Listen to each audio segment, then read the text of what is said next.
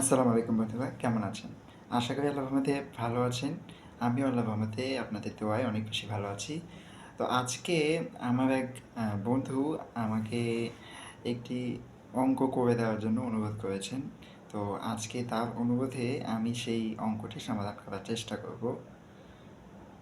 তো সাথেই থাকুন, ইনশাল্লাহ দেখতেই থাকুন। আমাদের অঙ্কটি হচ্ছে একটি ত্রিভুজের তিনটি শীর্ষবিন্দু এ 1,3, বি 5,1 এবং সি 3,r এর ক্ষেত্রফল যদি 4 বর্গাকার হয় তাহলে আর এর মান নির্ণয় করো। তো আমরা এবিসি ত্রিভুজের ক্ষেত্রফল নির্ণয়ের জন্য নির্ণায়কের সাহায্য নেব। নির্ণায়কের সাহায্য নিয়ে আমরা এটার ক্ষেত্রফল লিখতে পারবো। সেক্ষেত্রে আমাদেরকে যেটা করতে হবে, হাফ নিতে হবে। এরপরে নির্ণায়ক আকারে আমাদের যে মানগুলো দেওয়া আছে এ বি সি এর, এই যেখানে এ 1,3 দেওয়া আছে আমরা লিখলাম 1,3, বিতে দেওয়া আছে 5,1 দেখাই, তো এখানেও আমরা 5,1 লিখলাম। এই যে এখানে আমরা 5,1 লিখেছি। এরপরে দেওয়া আছে 3r, সিতে দেওয়া আছে হলো 3r, তো আমরা এটাকেও আমরা সাজিয়ে আমরা লিখলাম হলো এখানে, এই যে এখানে লিখলাম হলো 3r। যাই হোক, এখন যেটা করতে হবে নির্ণায়কের নিয়ম অনুসারে, তাহলে আমাদের এইটার মান নির্ণয় করতে হবে। তো 1 এর সাথে 1 গুণ যাবে, প্রথমে হাফ তো বাইরে আছেই, 1 এর সাথে 1 গুণ গেলে 1, এরপর 5 এর সাথে আর গুণ গেলে 5 হবে। এবার মাইনাস আকারে বাকিগুলো করতে হবে। 3 এর সাথে 5 গুণ যাবে 15, 15, আর 1 এর সাথে 3 গুণ গেলে মাইনাস কত, 3।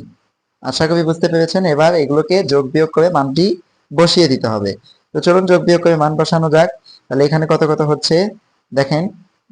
একটু ক্যামেরা নাড়াচাড়া করছে, ক্ষমা চেয়ে নিচ্ছি ক্যামেরা নাড়াচাড়া করার জন্য। তারপরে আমি আরেকটু ভালো করে করার চেষ্টা করছি, অ্যাঙ্গেলটা ঠিক থাকছে না কিছুতেই। তারপরেও আচ্ছা, ওকে, দেখতে পাচ্ছেন যে কি করছি আসলে এখানে। তো এখানে যেটা করছি সেটা হচ্ছে, আমি একটু এদিকে আগিয়ে নিয়ে আসি ক্যামেরাটা। হ্যাঁ, এবার ঠিক আছে দেখেন।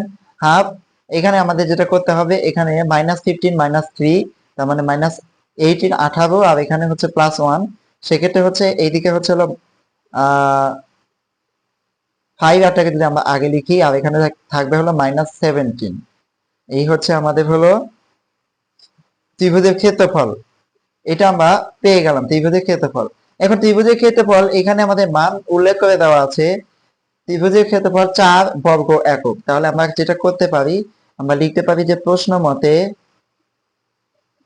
তো আমরা লিখতে পারবো যে প্রশ্ন মতে এই যে হাফ ইন্টু আমরা যেটা পেলাম 5r-17, এটার মান হচ্ছে 4 বর্গাকার। এখানে বলে দেওয়া আছে প্রশ্নের মধ্যে, এই যে দেখেন, যদি 4 বর্গাকার হয়, ক্ষেত্রফল যদি 4 বর্গাকার হয়, তাহলে আমরা এখানে লিখতে পারবো যে 5r-17, এখানে হাফ তো আগেই আছে, তাহলে 5r-17 গুণাকার, এটার মান হচ্ছে কত, 4।